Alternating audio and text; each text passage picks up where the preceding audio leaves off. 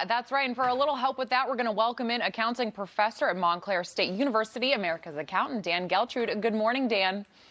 Good morning, Alex. All right, Dan, let's start with the markets. Closing up yesterday, this morning, futures are split ahead of the opening bell, but weekly jobless claims rose to 251,000 last week, up by 7,000 from the previous week.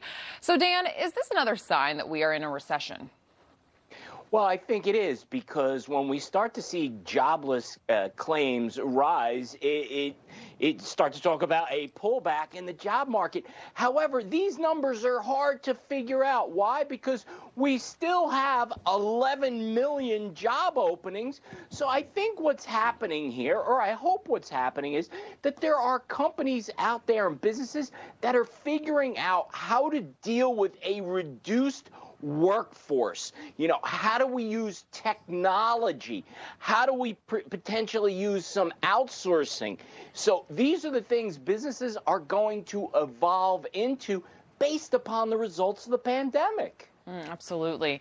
Well, how about this one? Airbnb co-founder Joe Gebbia, he actually went to my high school, is stepping down from his full-time role at the company. He will actually continue to serve on board of directors. Now, he said his reason for stepping down is to pursue other ideas and passions he has. Will this hurt Airbnb? Well, because he's still staying on the board, his influence and as well as his interest are still going to be within the company.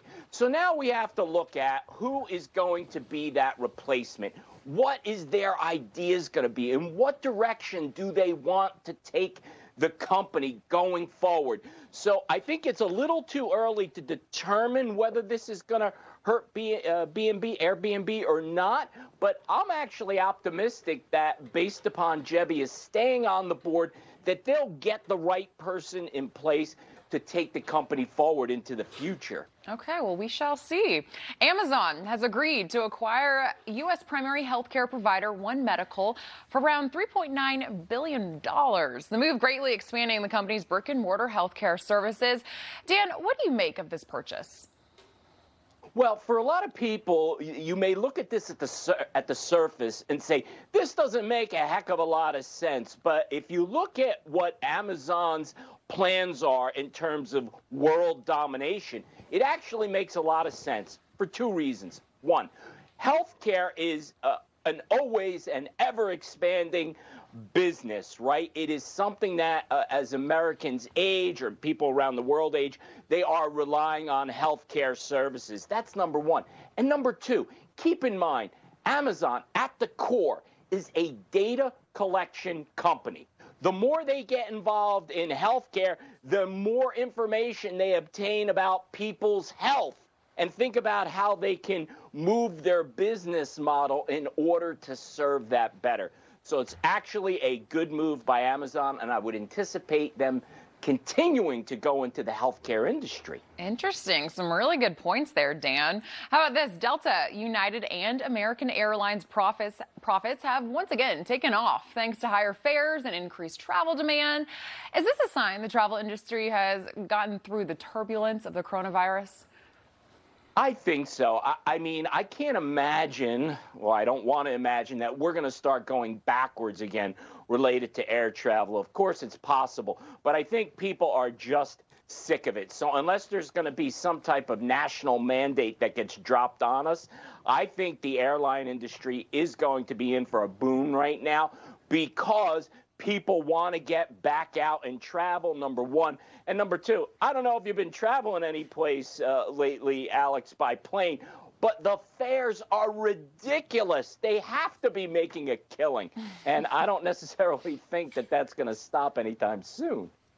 I have not traveled lately, but I have heard the prices are outrageous. And of course, people are going to pay that money. They want to get out. They want to travel. It's the summer.